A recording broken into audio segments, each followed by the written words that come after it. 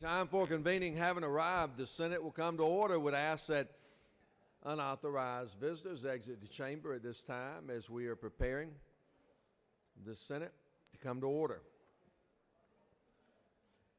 Chair recognizes the distinguished Rules Committee Chairman, the Senator from the 53rd. Good morning, Mr. President. It's a glorious day at our state capitol. A little moment in history. 2014 on this date, an earthquake happened in Georgia. Or it could have been some bill that the senator from the 7th did. Journal's been read and found to be correct. Thank you, Senator, for your good works on the journal. Is the objection dispensing with a reading of the journal? A reading of the journal is dispensed with. Is there objection to the confirmation of the journal? The chair hears none, and the journal is confirmed. All senators having bills and resolutions introduced, please bring them to the Secretary's desk at this time. First reading and reference of Senate bills and resolutions. Senate Bill 420 by Senator Redd of the 33rd and others, a bill to enact amendment Article 1 of Chapter 1. Health and Human Services. Senate Bill 421 by Senator Jackson II and others, a bill to enact amendment Chapter 5, Title 50 of the OCJ relating to the Department Government Oversight. Senate Bill 422 by Senator Unterman of 45th and others, a bill to enact amendment Chapter 22 of Title 31 of the OCJ relating to clinical laboratories. Health and Human Services. Senate Bill 423 by Senator Parent of the 42nd and others, a bill to enact amendment Chapter State 26. and Local Governmental Operations General Bill. Senate Bill 425 by Senator Gooch of the 51st and others, a bill to enact amendment Regulated Industries. Senate Bill 426 by Senator Gooch of the 51st and others, a bill to enact amendment Title 36 of the OCJ relating to local government, so as to streamline the deployment of wireless broadband in the public rights of way to enact Regulated Industries. Senate Bill 427 by Senator Kennedy of the 18th and others, a bill to enact amendment Code Section 19615 of the OCJ relating to child support and final verdict or decree guidelines for determining amount of Judiciary. Senate Resolution 772 by Senator Thompson of the 14th and others, a resolution creating the Joint Study Committee on Retrospective Emergency Room Policies and for other purposes. Health and Human Services. Senate Resolution 774 by Senator Stone of the 23rd and others, a resolution creating the Joint Study Judiciary Committee. Senate Resolution 778 by Senator Gooch of the 51st and others, a resolution urging the United States Congress to create a reliable, predictable Natural Resources. Mr. President, that concludes the order. First reading and reference of House bills. House Bill 79 by Representative Pat Solda of the 133rd and others, a bill to act to amend Chapter 1 and Title 35 of the CGA relating to general provisions regarding law enforcement. Public Safety. House Bill 654 by Representative Beskin of the 54th and others, a bill entitled an act to amend Code Section 19615 of the CGA relating Judiciary Committee. House Bill 665 by Representative Lumsden of the 12th and others, a bill entitled an act to amend Article 3 of Chapter 7. Natural Resources. House Bill 668 by Representative Price of the 48th and others, a bill entitled an act to amend Article 2 of Judiciary Committee. House Bill 751 by Representative Powell of the 32nd and others, a bill entitled an act to amend Chapter 3 of Title 30 of the CGA relating Public Safety. House Bill 757 by Representative Powell of 32nd and others, a bill entitled an act to amend Chapter 60 of Title 36. Regulated Industries. House Resolution 943 by Representative Morris of the 26th and others, a resolution creating the Joint Rules Committee. Mr. President, that concludes the order. Secretary will read reports of standing committees. Mr. President, Senate Committee on State and Local Government Operations has had a consideration of the following legislation strictly report the same back to Senate for final recommendation. Senate Bill 392 do pass, House Bill 730 do pass, House Bill 805 do pass, House Bill 806 do pass, House Bill 829 do pass, House Bill 836 do pass by Senator Kirk of the 13th. Mr. President, Senate Committee on Appropriations has had a consideration of the following legislation strictly report the same back to the Senate for final recommendation. Senate Bill 184 do pass by substitute, by Senator Hill of the 4th. Mr. President, Senate Committee on Natural Resources and the Environment has had a consideration of the following legislation struck with the same back to the Senate for final recommendation. Senate Bill 385 do pass by substitutes, and by Harper the 7th. Mr. President, Senate Retirement Committee has had a consideration of the following legislation struck with the same back to the Senate for final recommendation. House Bill 135 do pass by substitute, Senate Bill 293 do pass by substitute, Senate Bill 294 do pass by substitute, by Senator Black of the 8th. Mr. President, Senate Committee on Assignments has had a consideration of the following appointments to the Judicial Qualifications Commission made by the Governor, Lieutenant Governor, Speaker of the House of Representatives, and Supreme Court of Georgia for various terms, and has instructed to report the same back to the Senate with final recommendation that the appointments be confirmed as submitted, respectfully submitted by Senator by the Honorable Casey Cagle. That concludes the order.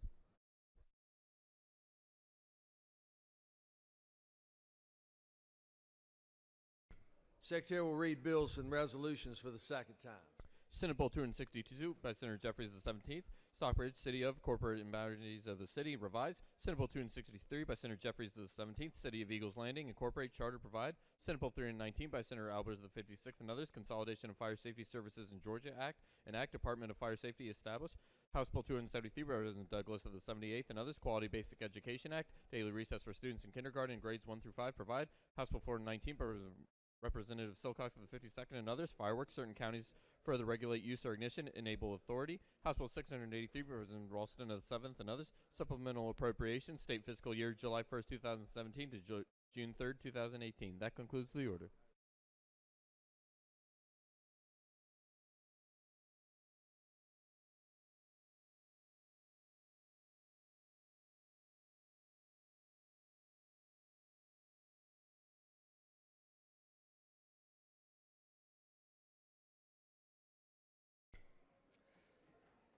Ladies and gentlemen of the Senate, it is now time for our morning roll call. Time for the morning roll call. Are there any motions to excuse? Chair recognizes the distinguished senator from Bremen, senator from the 31st. Thank you, Mr. President. I ask unanimous consent to excuse the senator from the 23rd for business outside the chamber. 23rd, without objection, distinguished senator from Burke County will be excused. Chair recognizes senator from the 56th. Thank you, Mr. President. I'd ask unanimous consent to excuse the senator from the 51st for business inside the Capitol. 51st, without objection, senator from the 51st will be excused. Chair now recognizes senator from the 40th, Dunwoody. Thank you, Mr. President. I ask unanimous consent to excuse the senator from the 37th District for business outside the Capitol. 37th, without objection, senator from the 37th will be excused. Are there any other motions to excuse? Senators, please signify your presence by voting the yea switch. The secretary will unlock the machine.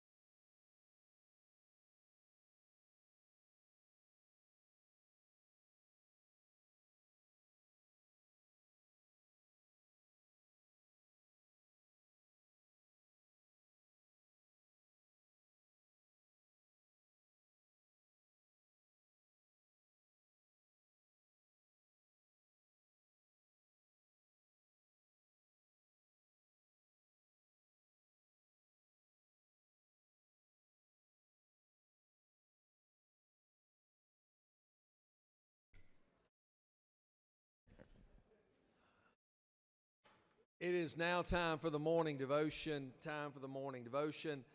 Would ask that all senators please take your seats and cease all audible conversation at this time. As we are preparing the chamber for our morning devotion, we are very, very privileged to have a very special guest to bring our morning devotion today. And it is a great honor. Each of you will want to pay close attention, I am confident. Doorkeepers, if you would, please secure the chamber at this time.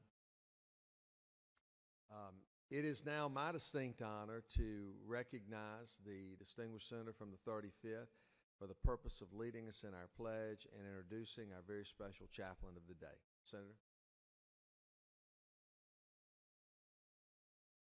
Please stand and let us salute the flag. I pledge allegiance to the flag of the United States of America and to the republic for which it stands, one nation, under God, indivisible, with liberty and justice for all. And now the Georgia flag. Pledge allegiance to the Georgia flag and to the principles for which it stands,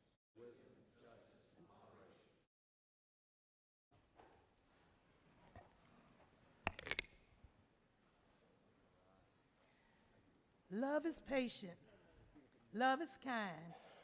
It does not envy. It does not boast. It is not proud. It does not dishonor others. It is not self-seeking. It is not easily angered. It keeps no record of wrongs. Love does not delight in evil, but rejoices with the truth. It always protects, always trusts, always hopes, always perseveres. Love never fails. 1 Corinthians 13, 4 through 8. Happy Valentine's Day and good morning on this designated day of love. I have the privilege, the real honor of introducing an amazing chaplain of the day who is anointed, appointed, accepted, and approved by God.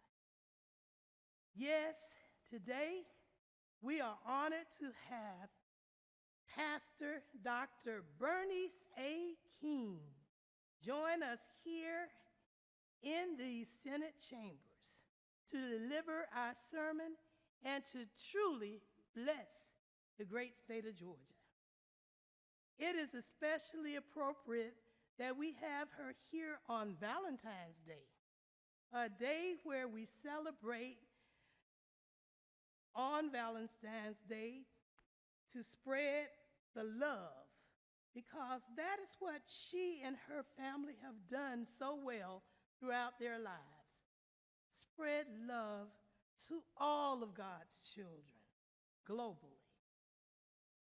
Many of us already know Dr. Bernice A. King and the legacy of the King family here in Atlanta.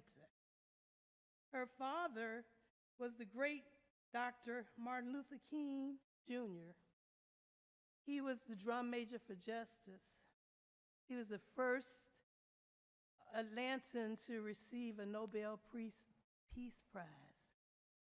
And he was a preacher, teacher, yes, and he led us through the civil rights movement and grew up just a few miles from this very spot where we stand today.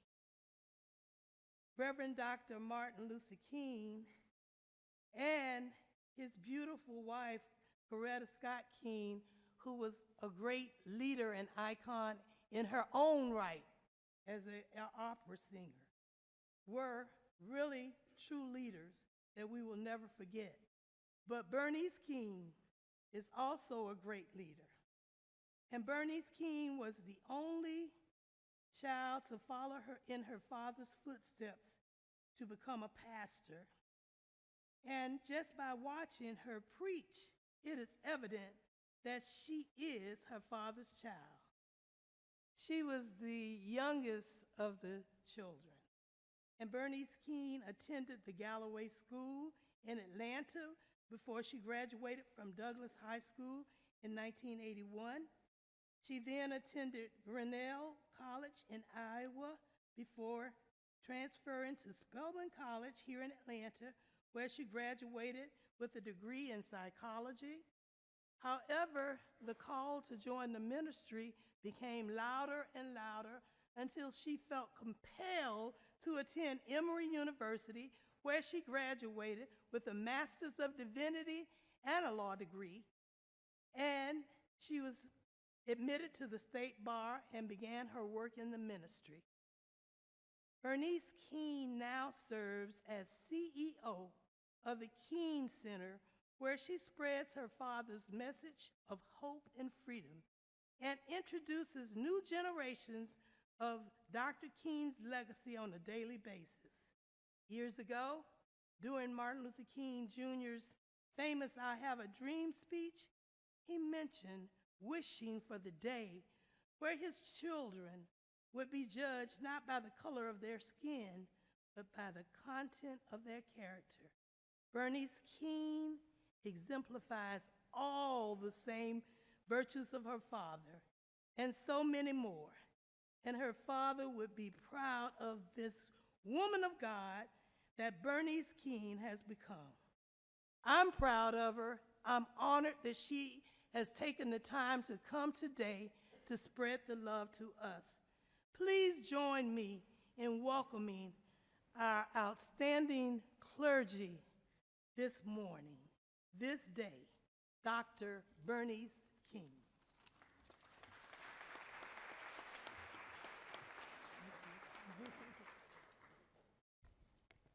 Thank you to the president of this legislative body, the Honorable Lieutenant Governor Casey Cagle, to the President Pro Tem, Senator Butch Miller, to all of the members of this illustrious Georgia State Senate, and finally, to the senator from the 35th District who invited me and introduced me here today, my good friend, Senator Donzella James. Happy Valentine's Day, everyone. And I greet you in the spirit of those great apostles of love, my parents, Dr. Martin Luther King Jr. and Mrs. Coretta Scott King. Before I dive into the devotional, I need to just quickly say something. On April 4th, we will mark the 50th anniversary of my father's assassination. And I want to take a brief moment just to thank you for supporting the inclusion of the King Center in the state budget for the past 2 years to help us prepare for the hundreds of thousands of tourists who will visit our campus to pay homage to my parents' crypt. From April 4th through 9th, we will be hosting numerous events. I hope you will especially join us on April 9th for our March for Humanity. This is a day that we are asking people to set aside our differences and join together in celebrating the best of who we are as humanity. We're also asking people in our state, nation, and world to join in our 50 acts of kindness and service by doing 50 acts of kindness or service between now and April 4th. I invite you and those in your constituent base to join us in all of this. And for more information on these and other events, you can visit our website at mlk50forward.org. For this morning's devotional, the psalmist will speak to us from Psalm 46 and 10. I will not recite all of it, but I want to lift just the few words at the beginning because I think they are apropos in this moment in time in our nation. Be still and know that I am God. Be still and know that He is God.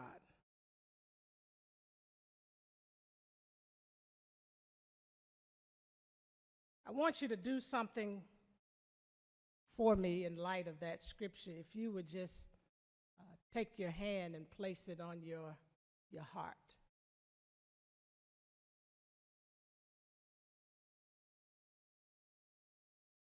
I want you to sit and experience what it means to be still. Sometimes in the hustle and bustle of life, and even in our quest to make critical and important decisions, we forget that God is with us in that moment. With each beat of our heart, God is present with us. Feel that heartbeat. Sit and experience what it really means to be still in this moment. Being still is hard to do in a world that is busy. where transactions and exchanges are occurring in nanoseconds. Every day we all wake up to numerous decisions. Deciding what to put on, deciding what to eat, deciding what route to take, deciding who to talk to, maybe even deciding who not to talk to, deciding who to call, deciding who not to call, deciding what we need to decide. We make a lot of decisions.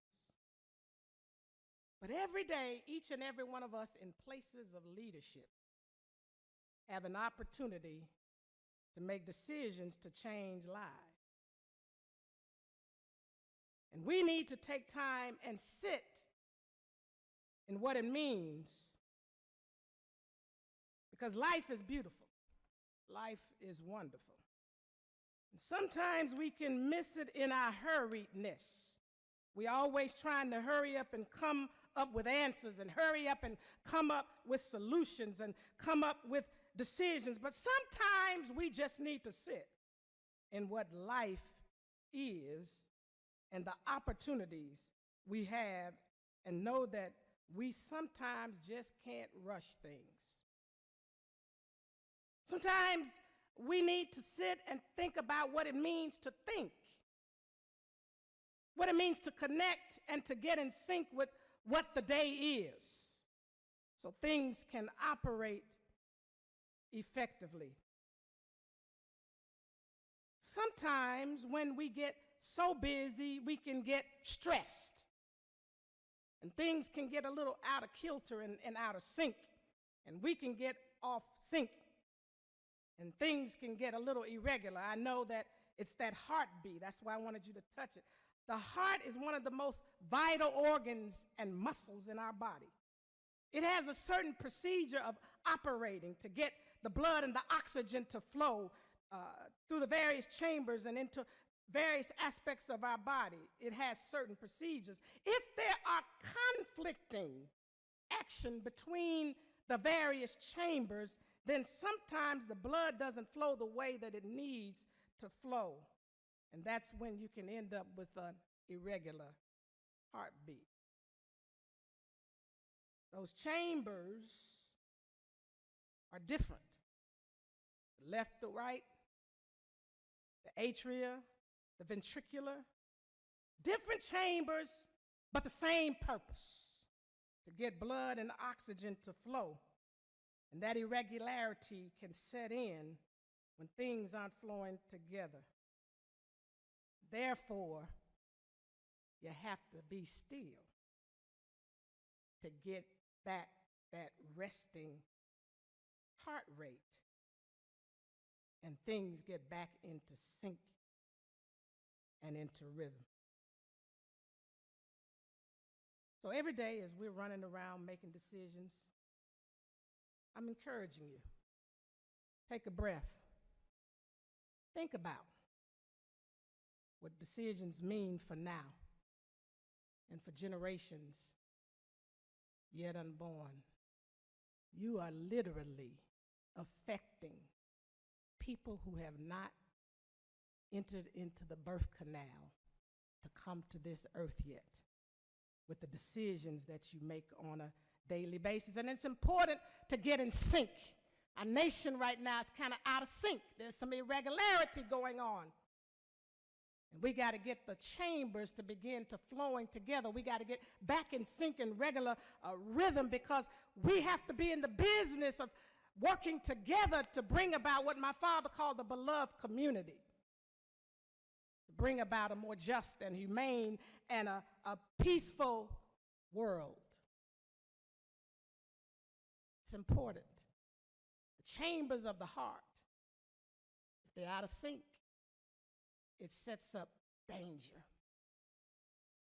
And it's time for us to get back in sync. That's why I said be still. Know that He is God. Be still, take a breath. Think about why you're here. think about what is your purpose and why you first came to this position.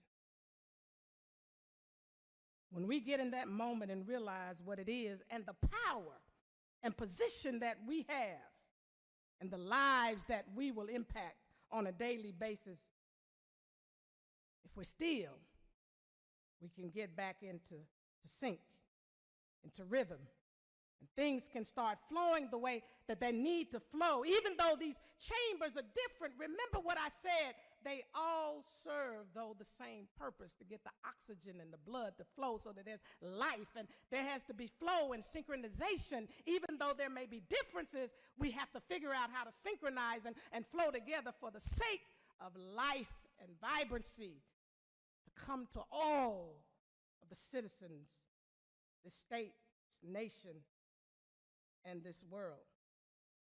And it's hard.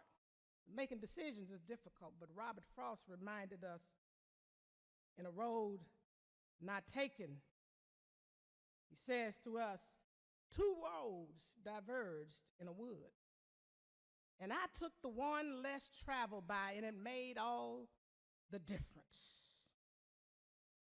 The road less traveled by, and it made all the difference. One of the reasons we have to be still is so we can synchronize and get back in touch with our conscience, with our heart. Because out of the heart flow the issues of life. Sometimes these choices make all the difference in the world. And it's hard. Sometimes you may have to make choices that don't fit the norm. My father said on some positions, cowardice asks the question, is it expedient? And then expedience comes along and asks the question, is it politic? Vanity asks the question, is it popular? But conscience asks the question, is it right? There comes a time, he went on to say, when one must take the position that is neither safe, nor politic, nor popular, but he must do it because conscience tells him it is the right thing to do. I challenge you with this, even in the middle of decisions. Don't forget to take a moment. Be still. Synchronize. Get in touch with your conscience. As you make these decisions going forward, get in the rhythm about what you're thinking about and the choices you have to make.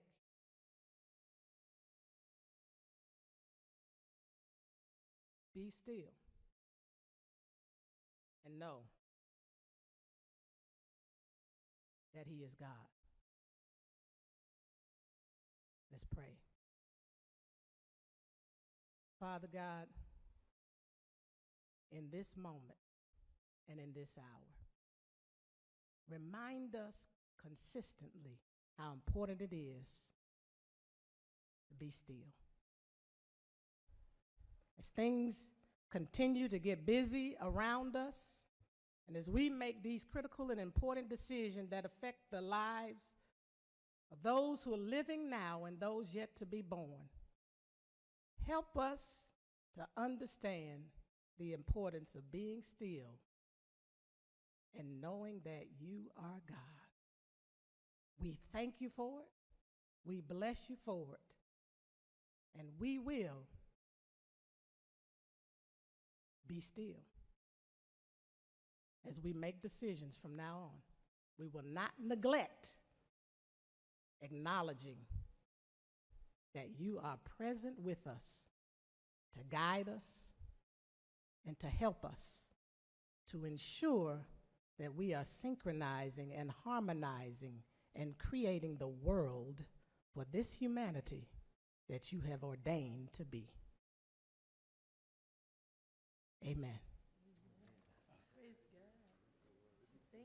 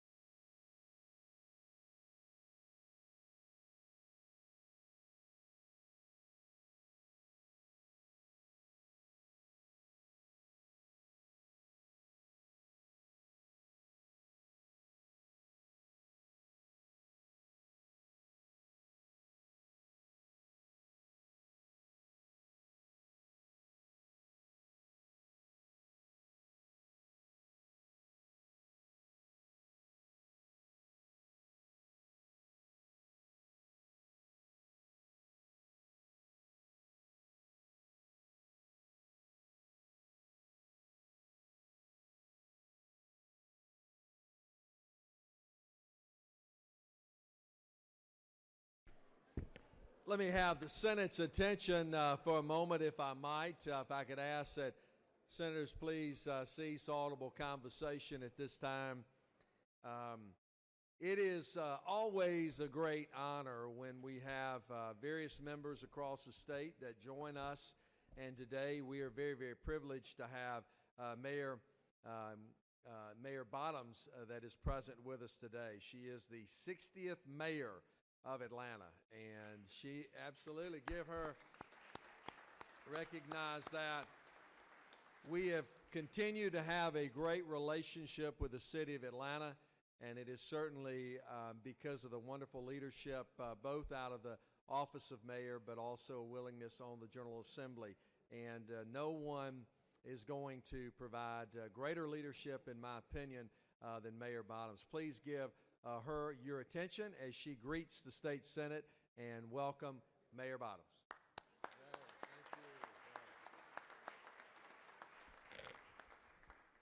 Thank you, Lieutenant Governor Cagle. It's such a pleasure to be here. I'm so very honored to be here with all of you all on behalf of the city of Atlanta. And when I was here a couple of weeks ago, I bestowed a gift upon the speaker. And so I don't want to get in trouble, so I bought you a gift as well. This is a CD from my dad, Major Lance. So I'm sure that you can enjoy good music, and I hope that you will enjoy this music. I cannot sing or dance, so this really is a lesson in how genetics can skip a generation. So thank you. I hope that you enjoy that.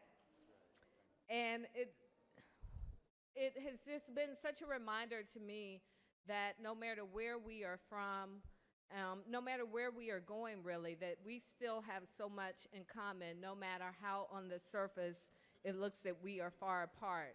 And as I have been here the past few weeks speaking with so many leaders and having an opportunity to share things that of our importance from the city of Atlanta, whether or not we are talking about Beaufort or Bankhead, Gainesville or Grant Park, Jackson or Jefferson Street, what struck me is that there are so many common things that we care about: affordability, transit, jobs.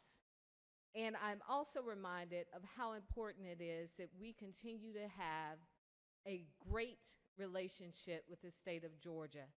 We won't settle for good because we know that good is the enemy of great. I've also shared that I'm also struck by, after speaking with so many leaders across the country and of course watching what's happening on the national level, that we really are a model that the rest of the country would be wise to follow. We long ago have realized that what's good for Atlanta is also good for the state, and what's good for the state is also good for Atlanta. And so I'm very grateful, and I believe in the power of optimism as I've talked with you all about the most and how important it is to the city of Atlanta, especially as we have this conversation about affordability and good infrastructure, that as we look at our water sewer rates in the city of Atlanta, it's important that we keep them as low as possible, and the most is so very important towards helping that. So the power of optimism, I'm thanking you in advance for your support of the most, and grateful that you understand how important it is to all of us. Also, Hartsfield-Jackson International Airport. I've had some very spirited conversations about Hartsfield-Jackson International Airport. And no matter where we are in terms of how we feel about its governance and the future of the airport, what I do know is that we all care that our airport represent really what's best about us as a city and what's best about us as a state. And I look forward to sharing more with each of you all, senators, as we talk about the new leadership at Hartsfield-Jackson International Airport and making sure that it really remains a model for the entire world. And I can't stand here today and not speak about transit and the importance of transit. I know, again, this is an issue that no matter where we are in terms of what our governance model and our regional cooperation should look like, we all care that it works. And I've had a chance to talk about my grandparents a lot publicly, but I've talked about how important MARTA was to my family and the generational impact that it had on my family. My grandmother never learned to drive, but in 1959, she went to work at Lenox Square Mall. And when MARTA was created, she would take the bus each and every day from her home off of Martin Luther King Jr. Drive. And because she was able to go and work at Davison's, and which then became Macy's, and provide for our family, she was able to buy life insurance policies for all of her grandchildren, one of which I cashed in to help open my first bank account, one of which I cashed in to help pay for school. And again, it speaks to the decisions that we make today that really will impact our children's children. And so I look forward to continuing that conversation as well. And also, there's a wonderful book. One thing that I've learned being mayor of the city of Atlanta, people like to send you lots of things to read, Lieutenant Governor. And a book that sits on my desk is called Draw the Circle. And it talks about shameless audacity. And it speaks from Luke chapter 11, verse 8. And that scripture says, "Yet because of your shameless audacity, he will surely get up and give you as much as you need." And it's the story of a man who won't take no for an answer and who keeps knocking on his friend's door until he gets what he wants. Well, Senators, I'm here knocking. I will often be shameless in my ask, but I humbly ask that we continue to keep top of mind that what is good for one is good for all. I look forward to being a partner in all that we do. I'm extremely competitive. I know that my predecessor had a good relationship over here, and that's why I am committed to making sure that my relationship here is even better. Thank you for your time. Thank you for caring about the city of Atlanta, and I look forward to working with you in 2018. Well done and well said. Murphy. Thank you. That was great. That was great. Let's step down and do a picture together.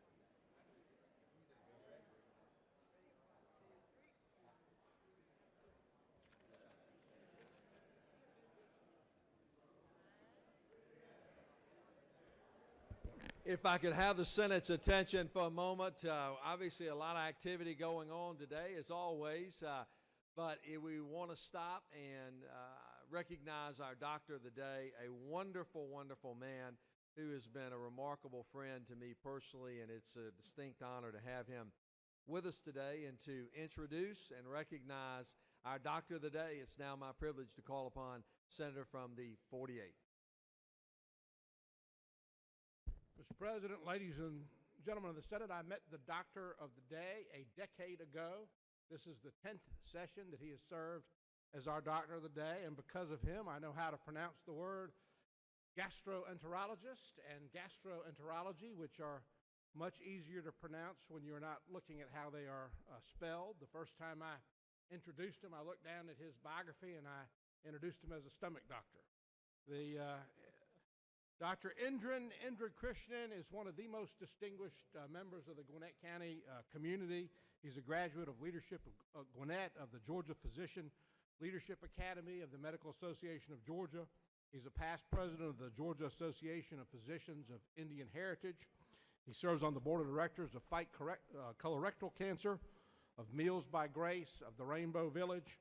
He lives in Duluth with his wife, a CPA, and his daughter, a senior at Emory University, and I hope you'll join me in giving a warm welcome to our Doctor of the Day, Dr. Indran Krishnan.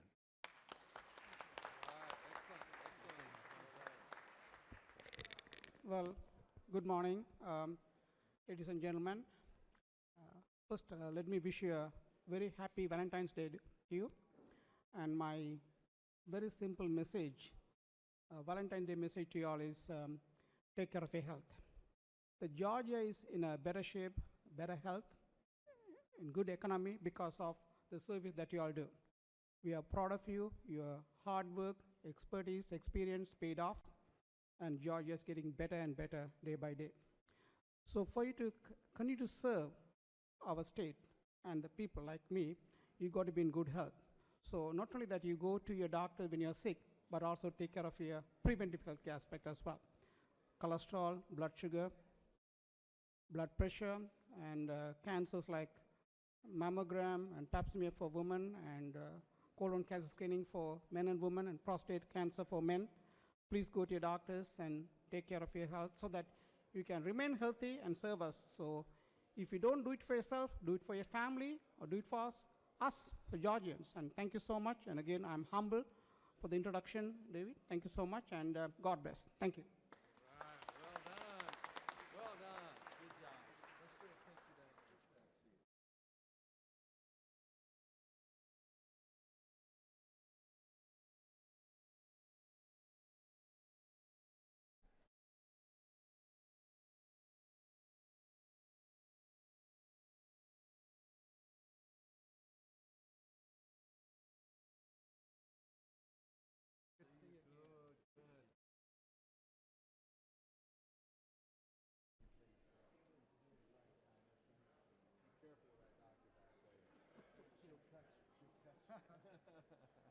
Good to have y'all with us. Everything doing good?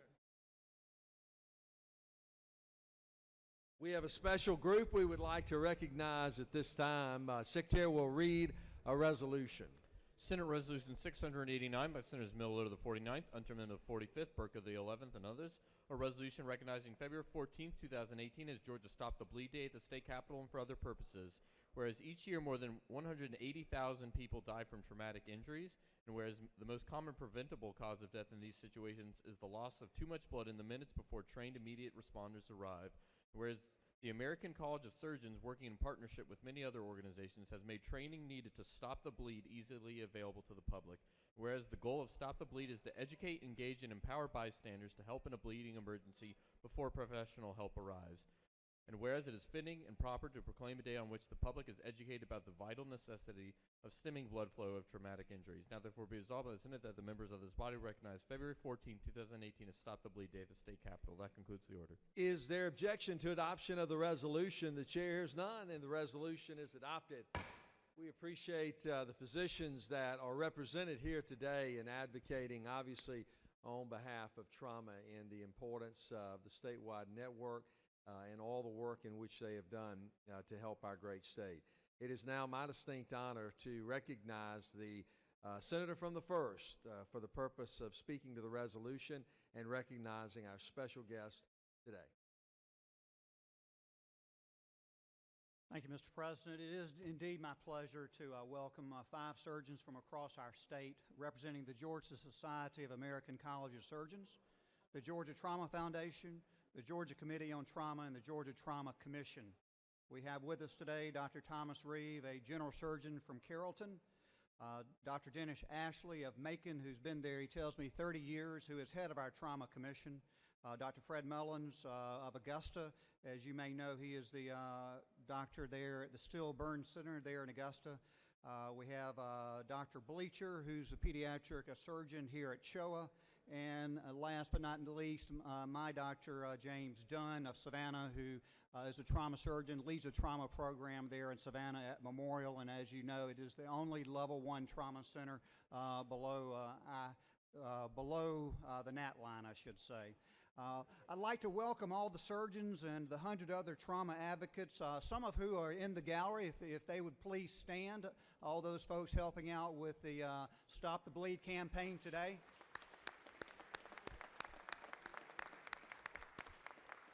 So they're here to teach the public to help save lives by stopping uncontrolled bleeding in emergency situations. Most people don't realize that if bleeding is severe, it can kill within minutes, potentially before trained responders can arrive. So research has shown that bystanders with little or no medical training can become heroic lifesavers. So today from 1 to 4 in our south wing of the Capitol on the 2nd floor, we can get life-saving training. I'd like to welcome Dr. Dennis Ashley here just for a brief moment. As I present this resolution, Dr. Ashley has a couple words to say. Thank you very much, Senator Watson, for allowing us to be here today. We are here for Stop the Bleed. You see the kit I have here that we'll be installing in, I assume, the Annie room next to the AED. This is for you. Last year, we installed kits throughout the Capitol, but we felt that it was important to have a kit right here in the chamber. For heaven forbid that something terrible happened, you need quick access to these materials. You also need training, and we'll be here, as he said, between 1 and 4 in the south wing of the Capitol, where we can provide training for you and for your staff. It only takes 5 to 10 minutes. But remember, the life-saving care that you render, the person you save will be your buddy's life. In life-threatening hemorrhage, you can bleed to death within 3 to 5 minutes, and that's not enough time for the paramedics to get to you. So if something happened here, the person that's going to save your life will be the person that's sitting next to you. So please come by today so that we can just take 5 or 10 minutes of your time, show you how to put on a tourniquet or pack a wound, so that you can be a superhero just for those 3 to 5 minutes to allow the paramedics time to get to you. We already have a success story. As you know, we've been going throughout the state, installing kits and doing training throughout the schools in Georgia, training our teachers and our nurses. And recently, there was a student that was injured in a terrible accident, and the school teacher that was not a nurse realized the bleeding needed to be stopped, and before she could get the kit, she used what she had to stop the bleeding. The school nurse ran and got the kit, and they saved the child's life. So what we do really does make a difference. We want you to be a part of that. If you remember the terrible shooting in Washington with our legislators, it really touched home to a lot of us in the trauma community, and I'm sure it did to you, as those are your brothers and sisters, if you will, in Congress. Heaven forbid that something happened like that here. We want to make sure that you're ready to take care of each other the way they were in Washington. This would not be possible if it were not for the funding that you give to trauma care. Thank you so much for what you do. It looks like this year we'll be made whole. Finally, all the super speeder money will go to the Trauma Commission, and we'll be able to continue this kind of work throughout the state. So again, thank you very much.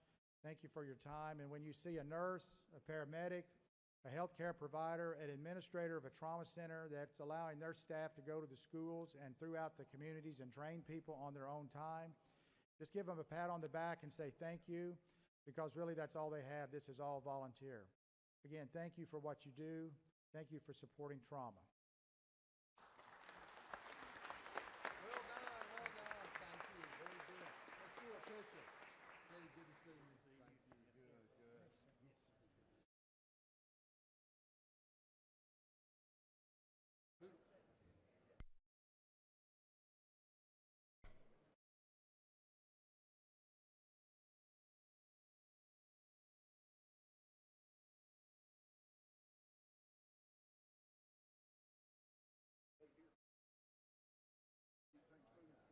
I'll take care. Holler when you need us, okay?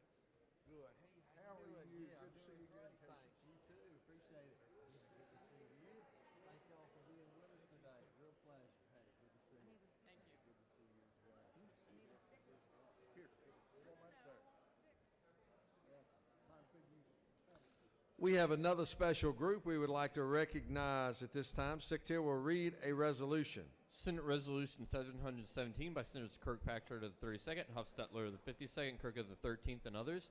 A resolution recognizing the Medical Association of Georgia Medical Reserve Corps and commending it for its 2017 emergency disaster response efforts in the state of Georgia and for other purposes. Whereas the Medical Association of Georgia Medical Reserve Corps is the nation's first statewide medical society and physician-led medical reserve corps that was approved by the United States Department of Health and Human Services, the Medical Association of Georgia, and the Georgia Department of Public Health. And whereas the organization trains physicians and others to respond to declared emergencies in Georgia, and whereas the MAGMRC is capable of setting up mobile hospitals that can deliver medical care during declared emergencies, and whereas the organization was prepared to respond to every major disaster that affected Georgia in 2017, and whereas the MAGMRC provided physicians, other healthcare professionals, and administrative personnel to respond to Hurricanes Irma, Jose, and Maria in 2017. Now therefore be resolved by the Senate that the members of this body recognize the Medical Association of Georgia Medical Reserve Corps and commend its 2017 emergency disaster response efforts in the state of Georgia. That concludes the order. Is there objection to adoption of the resolution? Chair hears none. The resolution is adopted. Again, we are very, very grateful for the Medical Association of Georgia and the great work in which they do, along with the Reserve Corps as well. To speak to the resolution and recognize our special guest, it is now my honor to call upon the distinguished senator from the 32nd. Thank you, Mr. President. Fellow senators, I'm proud to introduce you to members of the MAG Medical Reserve Corps today, a group of medical professionals including doctors, nurses, and other healthcare personnel who are trained in disaster response in our state. Although local MRCs exist throughout the country, Georgia is the only state to have developed a statewide medical response team with the blessing of FEMA. My husband and I are both active members, and with our MRC have had the opportunity to set up our state's surge hospitals and participate in evacuating hurricane victims from Dobbins Air Reserve Base. We work side by side with the National Guard, the military, the Georgia State Defense Force, and many state and federal agencies. I'd like to introduce you to Dr. John Harvey, the driving force between our state's MRC, for a few words. Thank you. Thank you, Mr. President. Senator Kirkpatrick, certainly an honor to address many of you that I know in the Senate.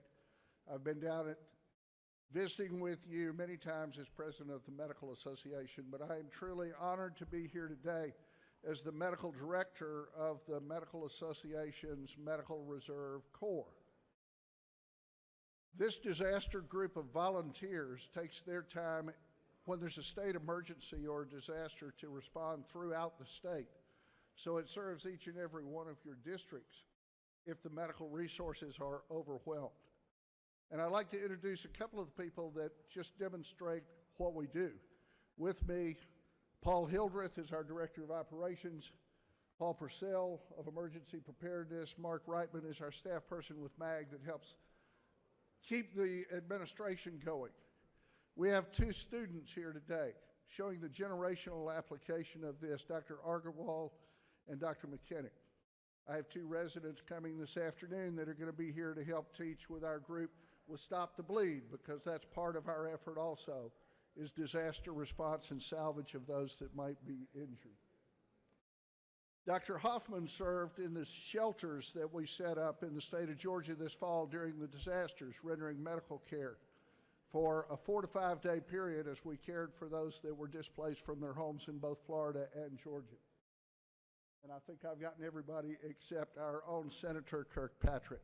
She leads a team of physicians that responds when we have disasters and actually coordinates the training and the response capability for those teams based out of Marietta and the Cobb County area. As I said, it's truly my honor to serve with these people.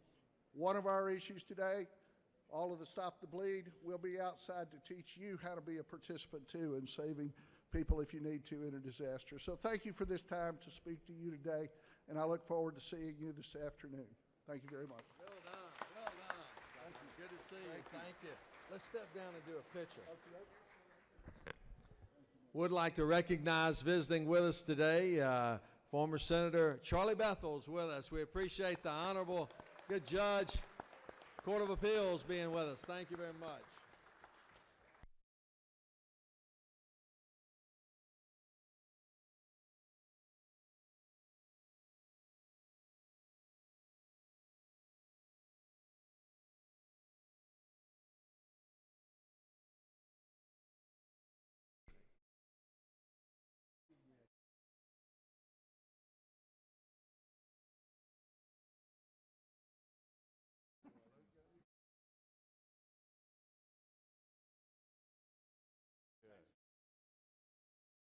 Have another resolution, and a group we'd like to recognize. Secretary will read a resolution. Senate Resolution 709 by Senators Gooch of the 51st, Wilkinson of the 50th, Miller of the 49th, and Tippett of the 37th. A resolution committing Woody Gap School and recognizing February 14, 2018 as Woody Gap School Day at the state capitol and for other purposes.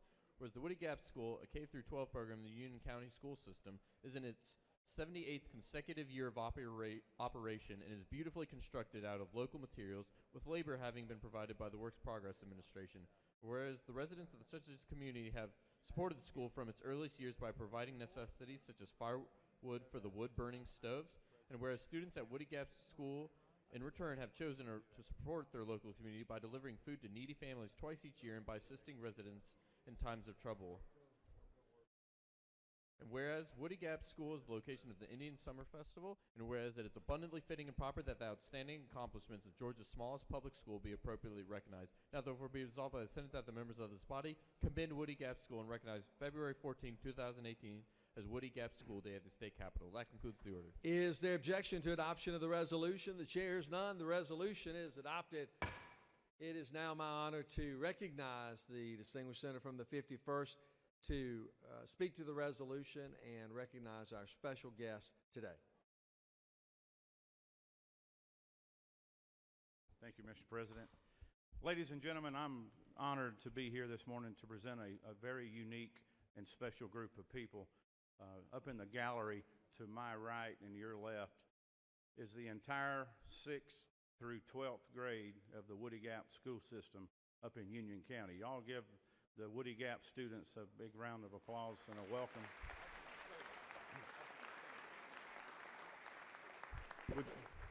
Would you students please stand and be recognized one more time? There you go.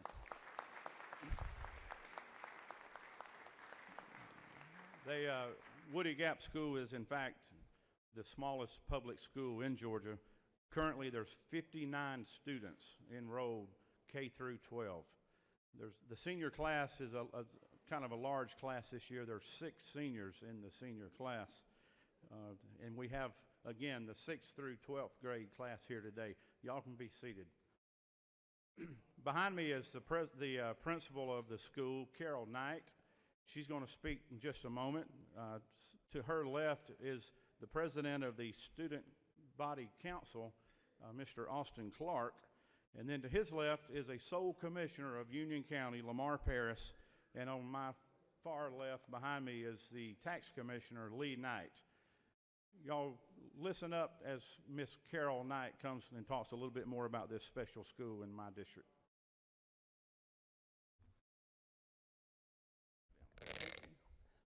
On behalf of the students and teachers of Woody Gap School, we thank Senator Gooch for this opportunity here today, and we thank the Lieutenant Governor and all of the senators for the support that you show, not just to Woody Gap School, but all of the schools in the state of Georgia.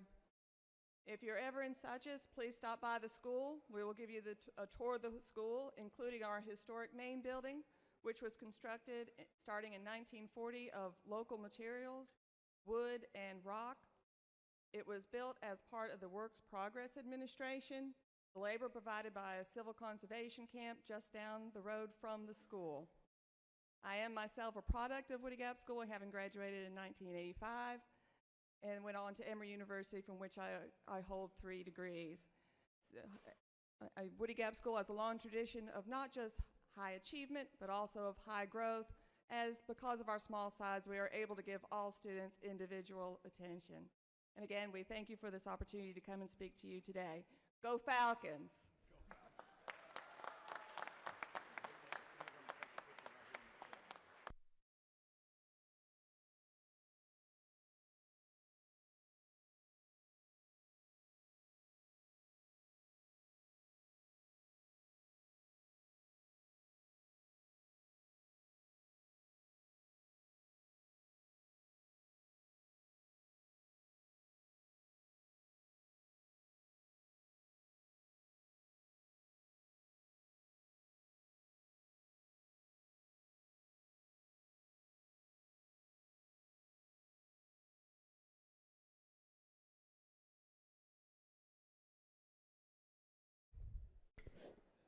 The Secretary will read a resolution.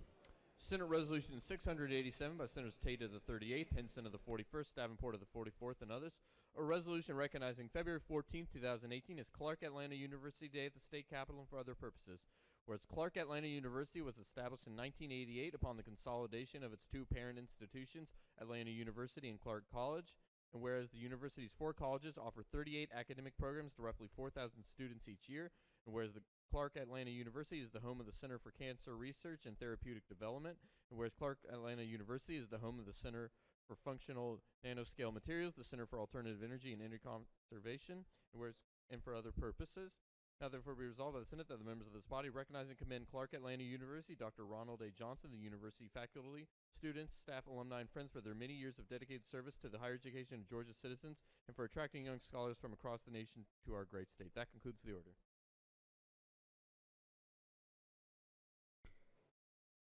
Is there objection to the resolution?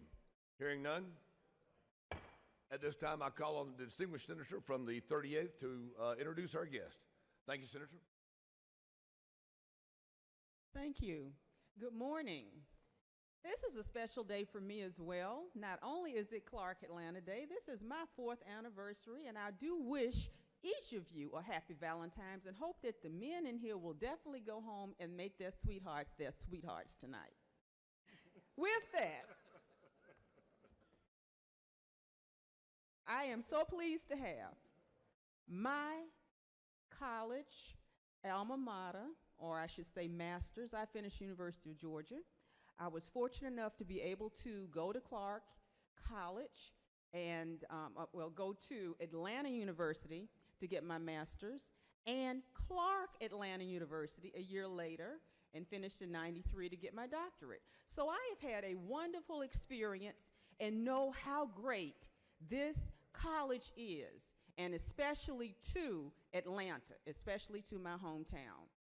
I am very blessed today to be able to introduce to you, as you have met in the past, our president, Dr. Johnson. His wife, I don't think, is with us today. No, she didn't make it today. Mr. Caldwell, Mr. Harris, and Miss Amanda Poole, and I think we have some Clark Atlanta students in the gallery. If you will stand.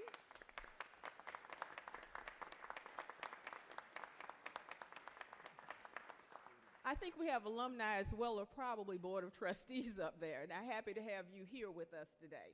Now I will have Dr. Johnson.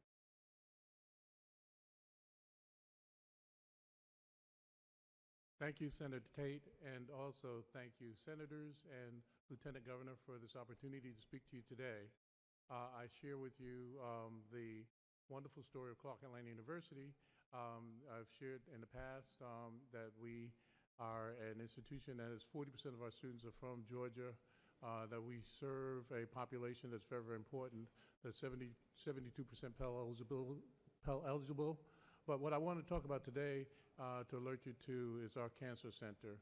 Our Cancer Center is a center for focused on research and outreach with respect to prostate cancer, which is a dread disease. And, you know, Senator Tate had asked all of the gentlemen in the Senate to, recognize that today is Valentine's Day. But I want to ask all those gentlemen in the Senate who are baby boomers or older and can't sleep through the night, raise their hands, okay? Prostate cancer is something that we have to end. And our center is now at the point where it has developed 8 patents, and it is looking to expand and to go into clinical studies.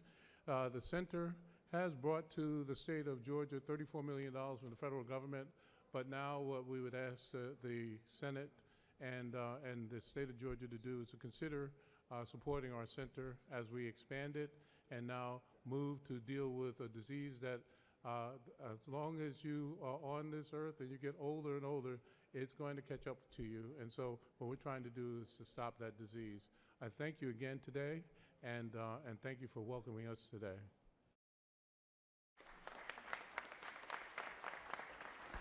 Thank you, sir. At this time, we'd like to call any senators wishing to rise for a point of personal privilege. Senator from the 29th.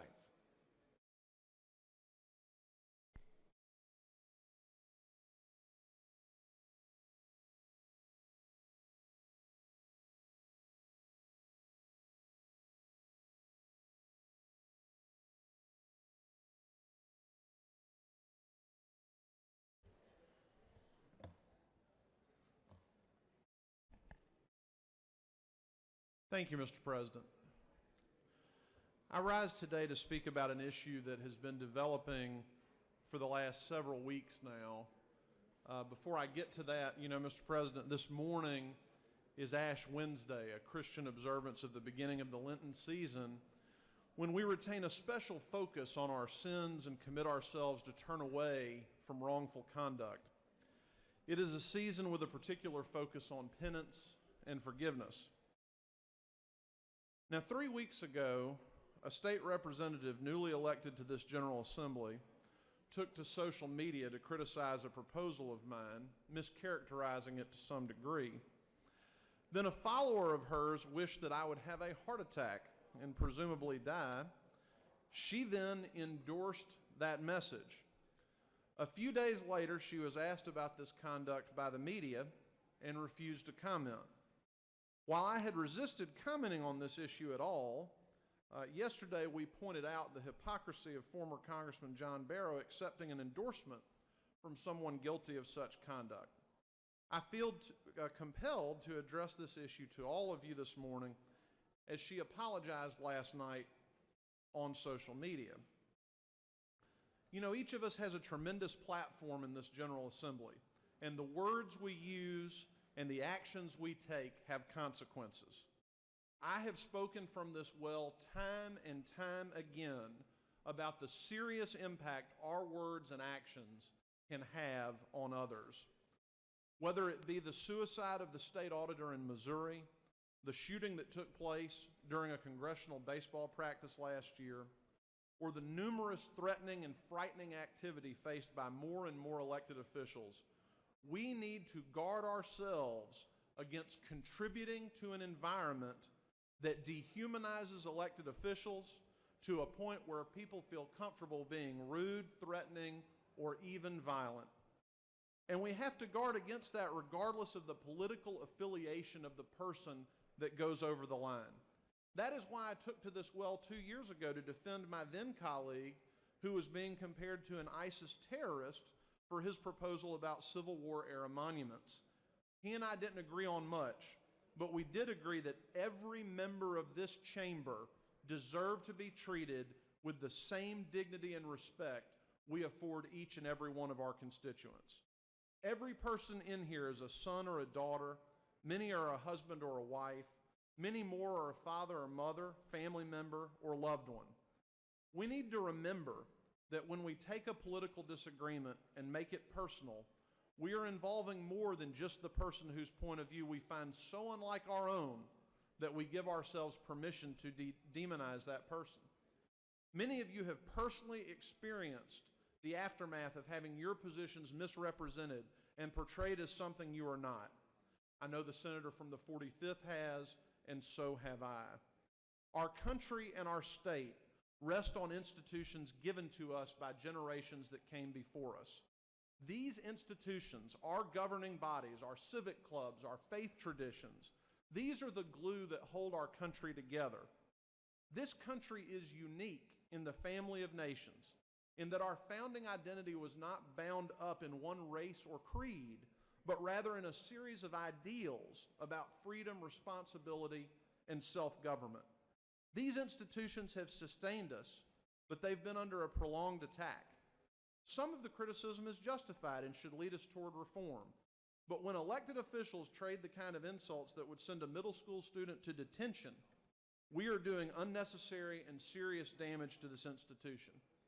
Many of the things I've tried to do over the last 8 years have been about increasing trust in this institution, the Georgia General Assembly, which I have greater respect for today than when I walked in this chamber as a member for the first time 7 years ago. We must continue together to do all we can to prove ourselves worthy of the trust that has been placed in us by the people of this state. The representative who endorsed this death wish on me did so having never spoken to me before or having any meaningful dialogue with me. In doing so, she assumed the worst about me. In the spirit of this season, I accept her apology without knowing her because I want to assume the best about her. So I look forward to moving ahead with confidence that we will all strive to be better stewards of the public trust. Thank you, Mr. President.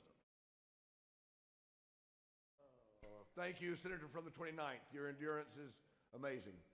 Your heart survived, huh? Good. I would like to remind everyone that it's 2 minutes. 3 minutes. I would like to remind everyone they have 1 minute. 3 minutes. Senator from the 42nd.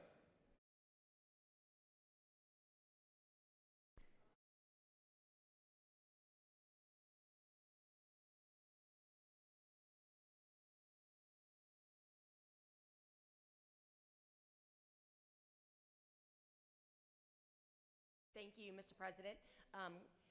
Colleagues, in honor of Black History Month, I'd like to take this opportunity to recognize Georgia Supreme Court Justice Robert Benham, a lifelong citizen of Georgia who's dedicated his life to service and civic engagement. Justice Benham has crafted a long and admirable legacy.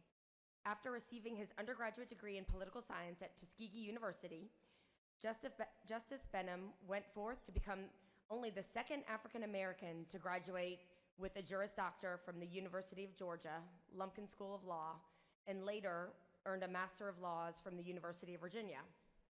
After finishing law school, Justice Benham served in the U.S. Army, attaining the rank of captain before returning to his hometown of Cartersville, where he established the first African American law practice there. In 1984, Justice Benham was appointed to the Court of Appeals by Governor Harris. After his first year on the bench, Justice Benham won a statewide election, allowing him to continue serving the court. Notably, he was the first African American to win a statewide election in Georgia since the Reconstruction era. In 1989, Justice Benham was appointed to serve on the Georgia Supreme Court, becoming the first African American to serve on the court. He was also the first African American to serve as Chief Justice of the Georgia Supreme Court from 1995 through 2001. In addition to his years as serving as a judge, he has also invested much of his time to numerous organizations, many of which focus directly on promoting inclusion and diversity in the practice of law. Justice Benham's legacy is truly remarkable. He is an asset to our great state, and I'm thankful for the opportunity to share with you some of the details of his life's work. Thank you, Mr. President. Thank you, Senator. Senator from the 27th.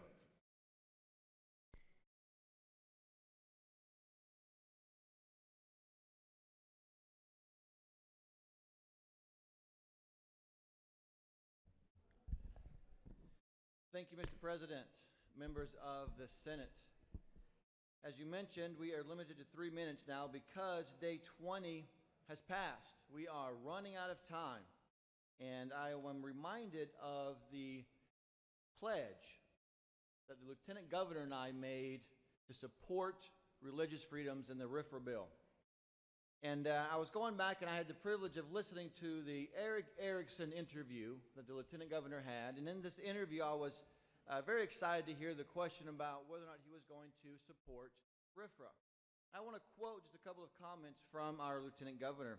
He said, "Eric, I am going to be as candid with you as possible." In his candidness, he never answered the question. In fact, he referred to his record, though, 7 different times. So let's look at that record. In 2016, we passed the RFRA bill. The senator from the 29th worked tirelessly for many years to get this bill passed. And Mr. Lieutenant Governor, you refer to it as your bill. You do not have bills in the Senate.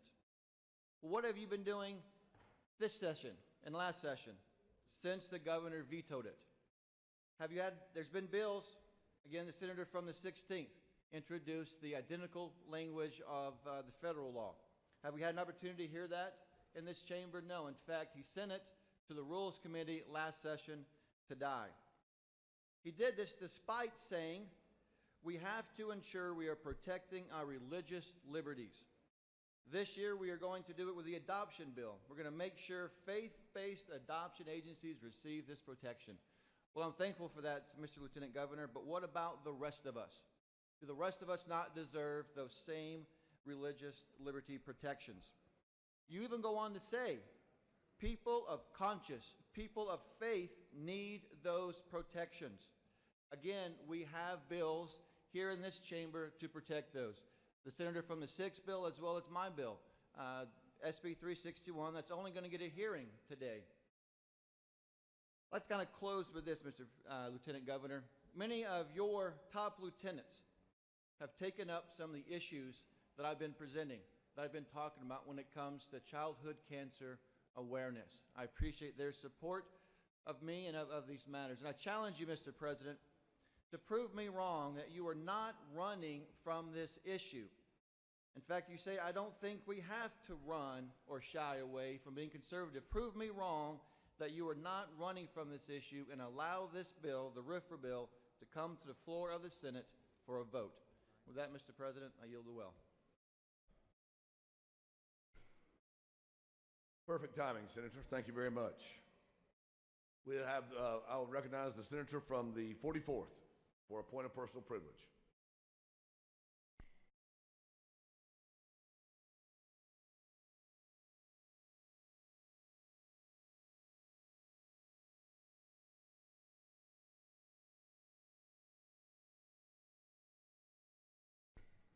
I recognize the senator from the 13th for a point of personal, I beg your pardon, come on down.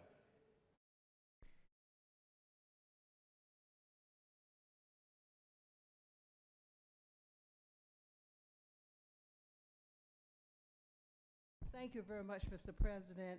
I just rise briefly, Senators, to ask for a moment of silence for my cousin who passed away, Mr. Christopher Haney. He was 46 years old. He died suddenly. He was the son of Deacon and Mrs. Joe Haney of Dixon Grove Baptist Church.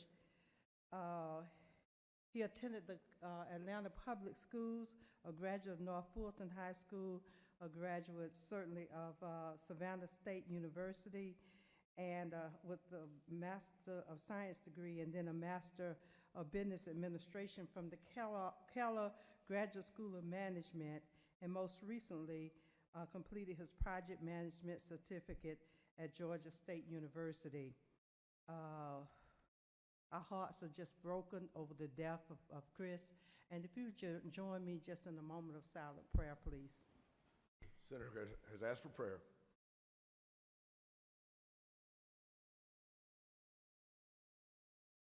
Amen. Thank you very much, Mr. President. I yield the well. Thank you, Senator. I call on recognize the senator from the 13th for a point of personal privilege.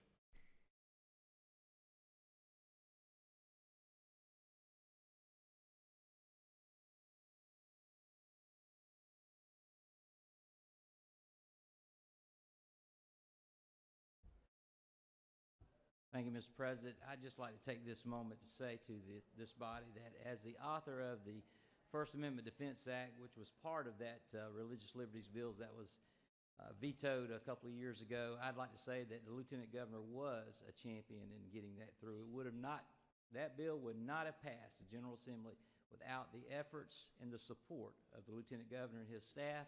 And the senator from the 27th was not a champion of that bill, as I have been, the senator from the 29th, senator from the 3rd, and others over the years. So just let that be noted. Thank you. Thank you, Senator, for that clarification. I'll call upon to recognize the senator from the 17th for a point of personal privilege.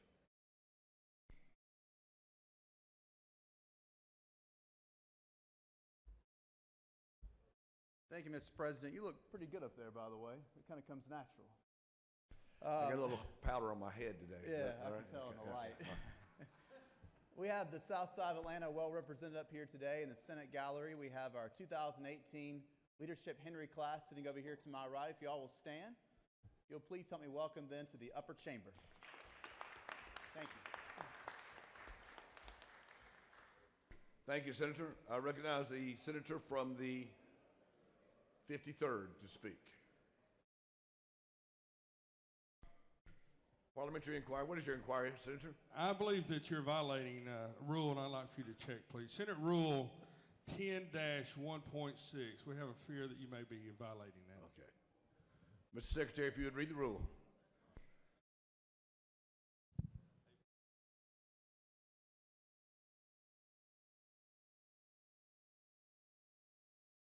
I'm questioning the Secretary's wisdom in advising me We're to call asking on for you. germaneness, too, of that last issue. It is 10-1.6.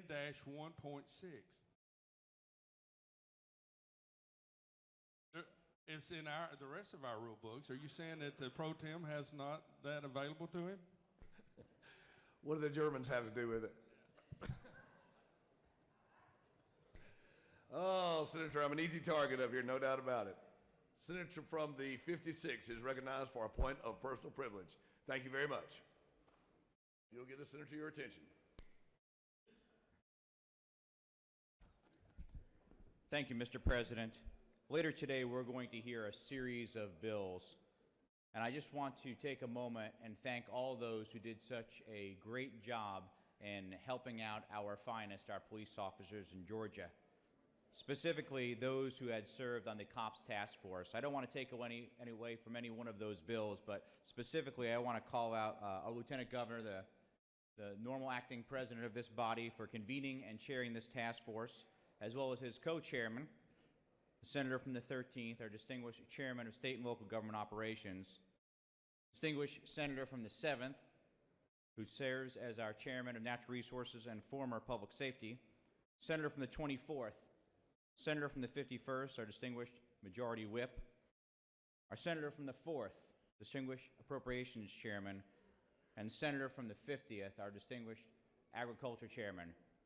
These senators spent a lot of hard work and time and met with our sheriffs, our police chiefs, our cities and our counties in order to find real solutions to make a meaningful difference in the lives of our law enforcement officers. And I salute you and I thank you. Thank you, Senator. You have before you a consent calendar of privilege resolutions. Does any senator wish to remove a resolution from the consent calendar? Hearing none. Is there any objection? Take that back. Is there any objection? No. Hearing none. They're so adopted. Thank you.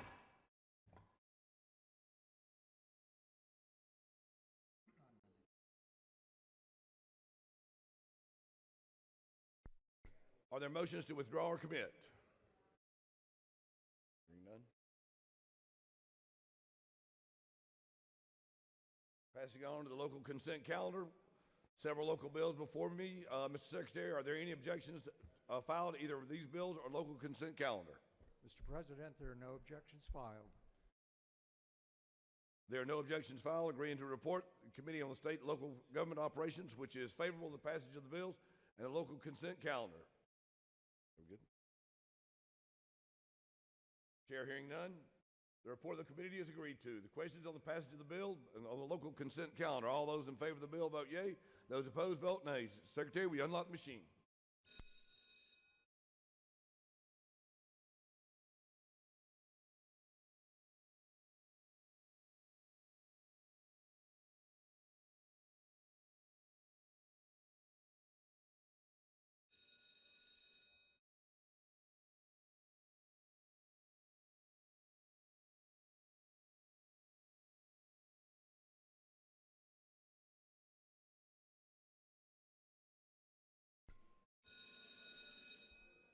That's a long 60 seconds.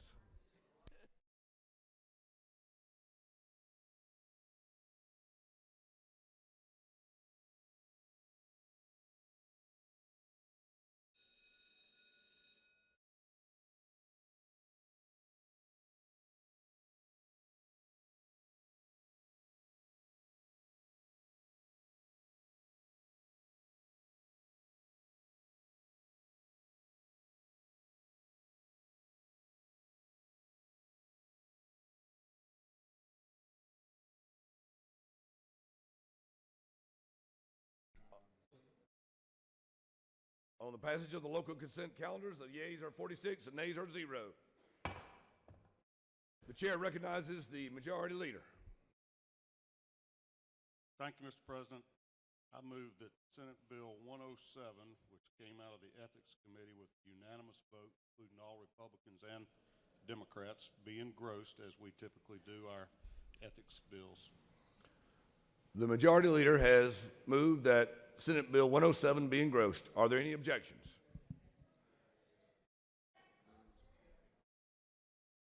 Did I hear an objection? I think I did. How many? Raise your hand. Seeing clearly, there are 5.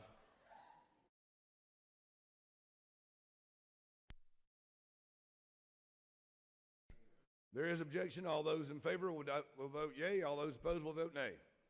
Mr. Secretary, unlock the machine.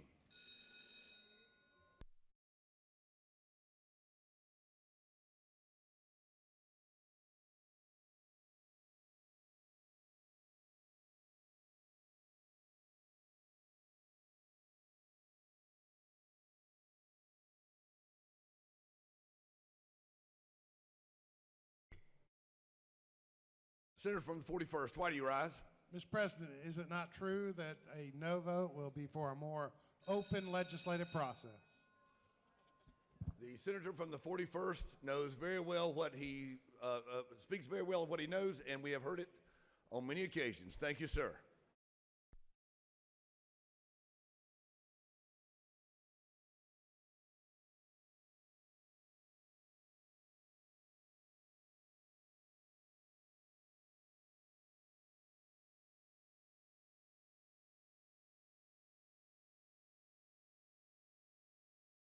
On the motion to engross, the yeas are 32, the nays are 15, and the motion passes.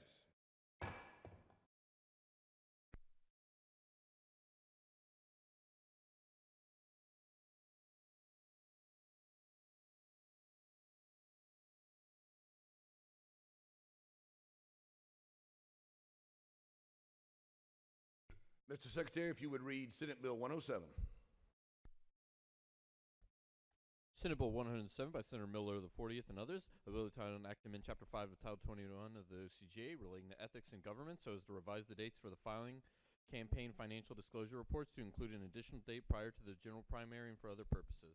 Mr. President, Senate Committee on Ethics offers the following substitute: Senate Bill 107, a bill entitled Enactment Chapter 5 of Title 21 of the OCGA relating to ethics in government so as to revise the dates for the filing of campaign financial disclosure reports and for other purposes. That concludes the order. Thank you, Mr. Secretary. The senator from the 40th is recognized to present the bill.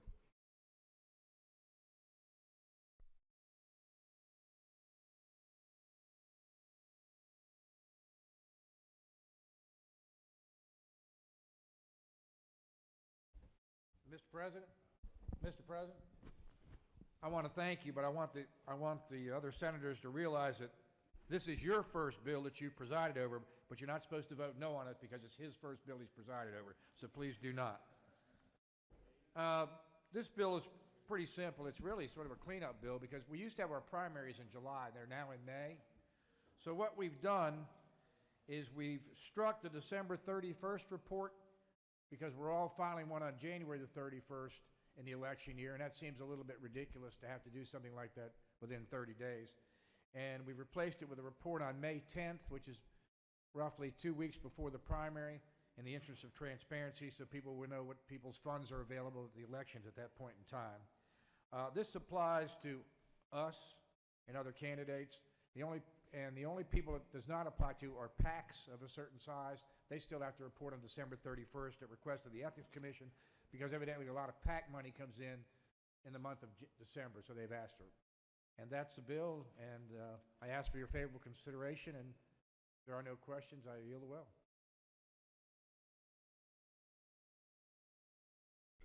Thank you, Senator. There are no questions.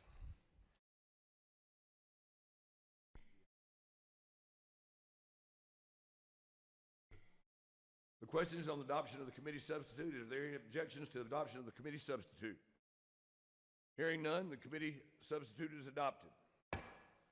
Does any senator wish to rise and speak for or against the bill? Is there objection to agreeing to the report favorable to the committee, which is favorable to the passage of the bill? The chair hears none. The report of the committee is agreed to. Shall the main question now be put? Are there any objections? The chair hears no objections, and the main question is ordered. Shall the bill pass now by substitute? The questions on the passage of the bill by substitute. All those in favor of the bill will vote yea. Those opposed will vote nay. Mr. Secretary, if you'll unlock the machines.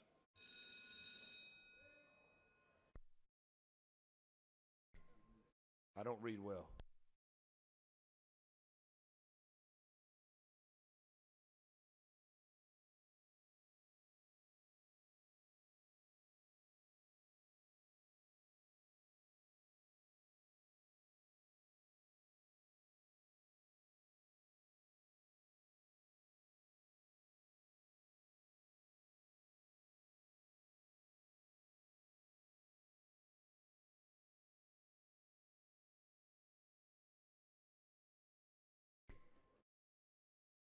Senator, why do you rise? A while ago you said that is that like waiting on the salesman to get back from the sales manager with the price? The senator knows of what he speaks, as do I.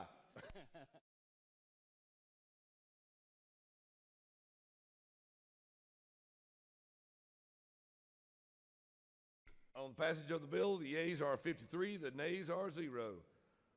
Representing a constitutional majority. Secretary will read Senate Bill 248. Senate Bill 248 by Senator Harbin the 16th and others, a bill titled Enactment Chapter 25 of Title 33 of the OCGA relating to life insurance so as to provide for life insurers' requirement to review the National Association of Insurance Commissioners' life insurance policy locator to provide for reporting and for other purposes. Mr. President, Senate Committee on Insurance and Labor offers the following substitute Senate Bill 248, a bill titled Enactment Chapter 25 of Title 33 of the OCGA relating to life insurance so as to provide for life insurers' requirement to review the National Association of Insurance Commissioners' life insurance policy located to provide for reporting and for other purposes. That concludes the order. The chair calls upon the senator from the 16th to present the bill.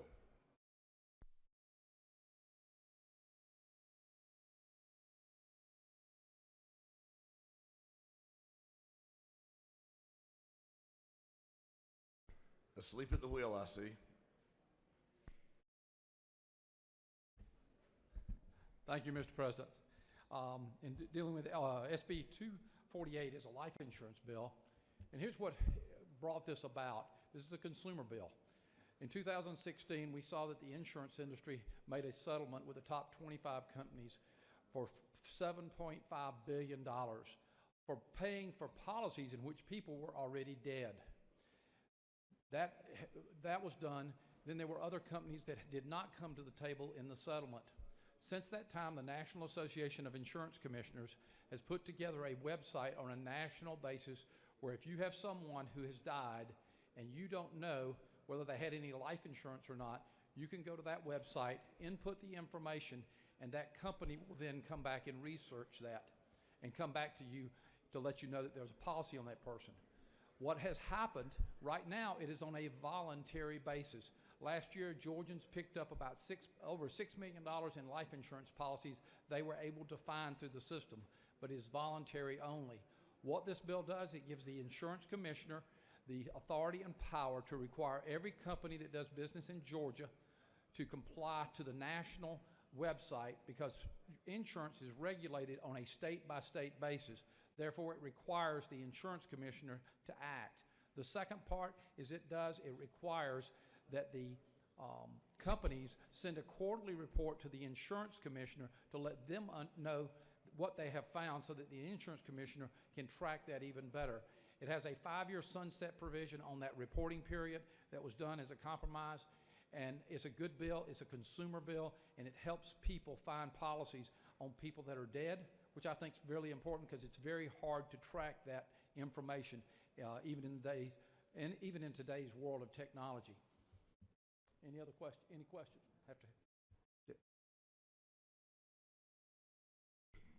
Thank you, Senator. There are no questions. No questions. Thank you, sir.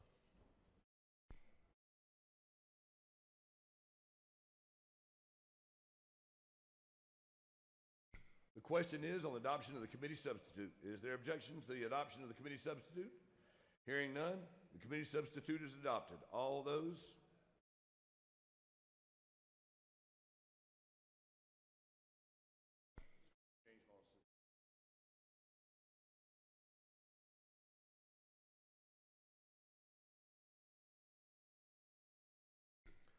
in favor of the committee substitute will vote yea. Opposed will vote nay.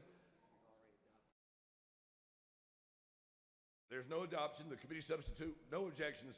The committee substitute will be adopted.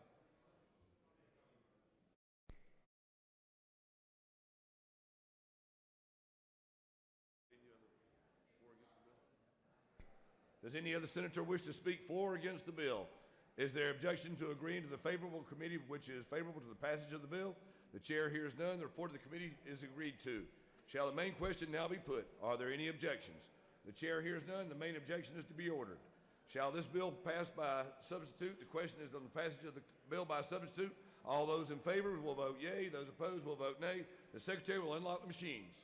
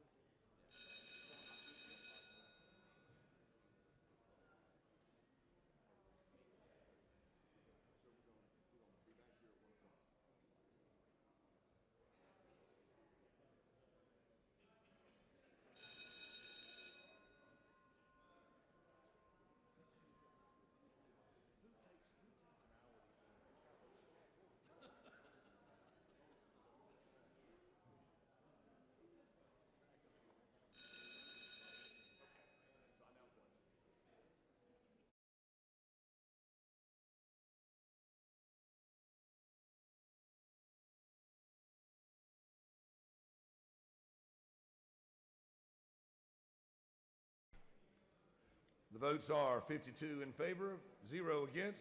The committee substitute is adopted. The bill is passed.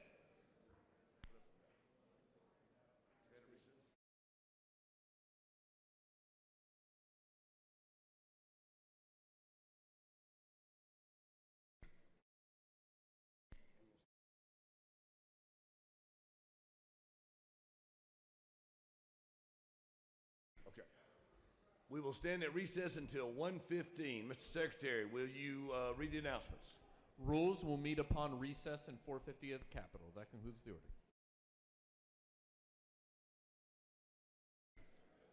We stand at ease.